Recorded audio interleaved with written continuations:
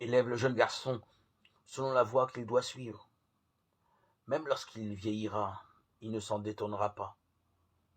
Ne t'ai-je pas écrit des choses excellentes en conseils et en connaissances pour te faire connaître la sûre norme des paroles de vérité? Proverbe 22, 6, 20.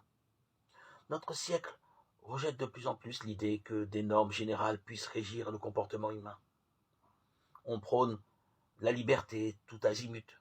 Cela signifie que je suis seul juge de ce que je fais et que personne n'est en droit de me juger sur ma façon de vivre ni de m'imposer des règles.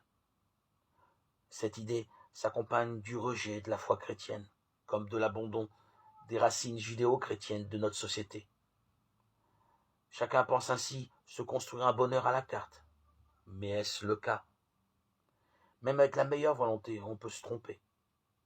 Dieu nous dit dans la Bible que la voie de l'homme n'est pas à lui, qu'il n'est pas au pouvoir de l'homme qui marche de diriger ses pas. Jérémie 10, 23. Ou encore, il y a telle voie qui semble droite à un homme, mais des voies de mort en sont la fin. Proverbe 14, 12.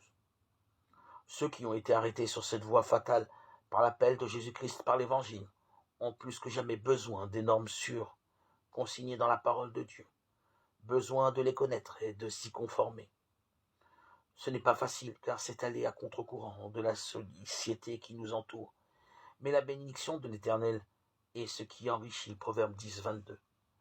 Cette prospérité n'est pas forcément matérielle, elle consiste d'abord en une communion heureuse avec notre Dieu.